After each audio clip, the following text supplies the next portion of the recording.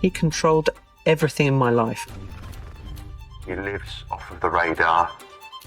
He lives in the shadows. He's a psychopath.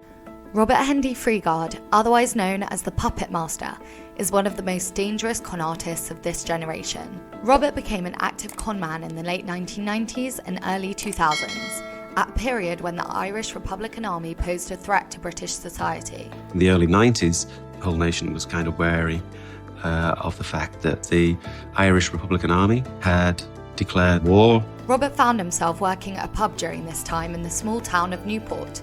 It was here that he convinced John Atkinson, a student at the local agricultural university, that he was a disguised undercover MI5 agent. These were young people going through university, prospect of perhaps working within the farming community, not the most exciting job in the world. And suddenly you've got a guy saying, I'm an MI5 agent. Using the tense socio-political atmosphere and the vulnerability of the young student, Robert manipulated John into believing he was in immediate danger from IRA terrorism, and that going into hiding was his only option. We're in grave danger, and we need to go.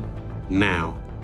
Not just me and you, but the girls as well. John made up a heartbreaking story about having terminal cancer to convince his two female roommates, Maria Hendy and Sarah Smith, to accompany him on what he described as a farewell road trip across the UK, with Freegard also joining them. He sat us down and said that he'd got cancer and that it was terminal. With the IRA planting bombs all over the country during their travels, Freegard was able to blur the line between fact and fiction.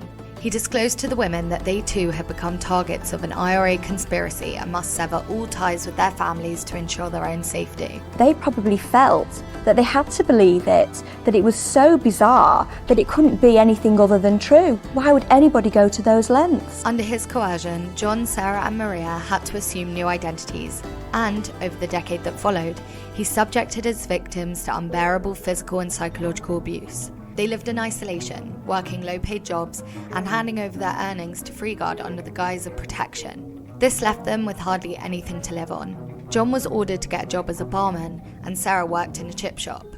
At one point, Sarah became so hungry she even resorted to eating leftover chip batter, while Maria Hendy entered into a relationship with Robert that was termed abusive and exploitative. During the 9 years they were together, she birthed his 2 children. She's being controlled. She is probably walking on eggshells, wondering what to do to keep him happy, and also she thinks that keeping him happy is keeping her alive. That's very, very powerful. He controlled every aspect of his victims' lives and coerced enormous sums of money from their families. He lived a James Bond-like lifestyle with the money, acquiring 7 BMWs, an 80,000 Aston Martin and a collection of Rolex watches. As he became more skilled, Freegard controlled up to 5 victims at a time. His crimes always began in the same fictitious way and ultimately ended in the imprisonment of his victims in so-called safe houses across the country. My real name is Robert Freegard.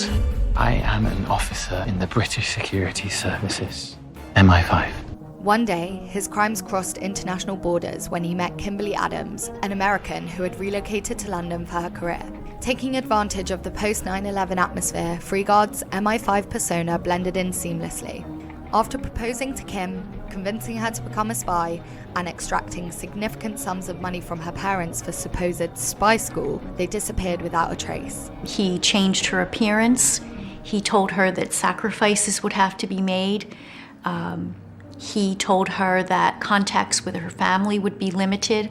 Scotland Yard and the FBI unravelled Robert's schemes during this affair and launched an undercover operation, using Kim's mother's stack of cash as bait. This resulted in Freegard's arrest and the discovery of a web of lies that went even deeper than they could have imagined. In 2005, Freegard was convicted of multiple counts of kidnapping, theft and fraud and was sentenced to life in prison.